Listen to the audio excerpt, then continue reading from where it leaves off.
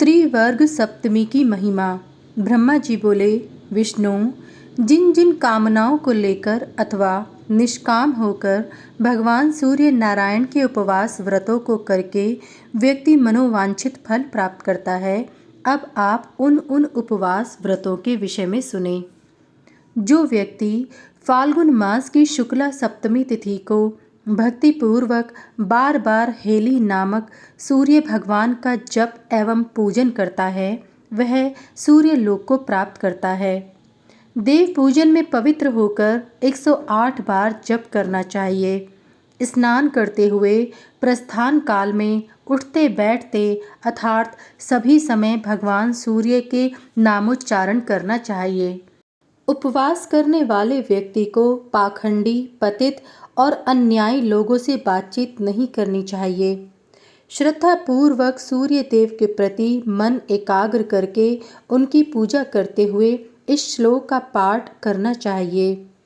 हंस हंस कृपालु स्वयमक्तीनाम गतिर्भव संसारार्णव मग्नानाम त्राता भव दिवाकर। हे परमहंस स्वरूप भगवान सूर्य, आप दयालु हैं, गतिहीनों को सद्गति प्रदान करने वाले हैं। संसार सागर में निमग्न लोगों के लिए आप रक्षक बने। इस प्रकार एकाग्रचित होकर उपवास करते हुए भगवान सूर्य नारायण का पूजन करना चाहिए। पूर्वाहन काल में स्नान कर सूर्य देव का पूजन करें। तत्पश्चात हंस हंस इस श्लोक का जप करें और भगवान सूर्य के चरणों में 3 बार जलधारा अर्पित करें। इस प्रकार चैत्र, वैशाख और ज्येष्ठ मास में भी भगवान सूर्य देव का पूजन करते हुए मनुष्य मृत्यु लोक में ही श्रेष्ठ गति को प्राप्त कर लेता है और अंत में सूर्य लोक को प्राप्त करता है। आषाढ़, श्रावण, भाद्रपद और आश्विन मास में भी इसी विधि से उपवास रखकर सूर्य भगवान का मार्तंड नाम से सम्यक पूजन और जप करना चाहिए। गौमूत्र के प्राशन से पवित्र मनुष्य धनवान होकर कुबेर लोक को प्राप्त करता है। संसार के स्वामी अव्यय आत्मस्वरूप भगवान सूर्य नारायण की आराधना एवं अनंत काल में भगवान सूर्य का स्मरण करने से सूर्य लोक की प्राप्ति होती है।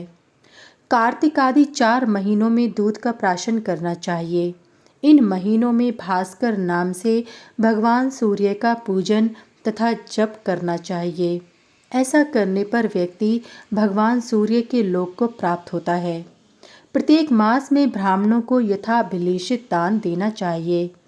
चतुर्मास की समाप्ति पर पुराण वाचन कराना चाहिए और कीर्तन का आयोजन करना चाहिए।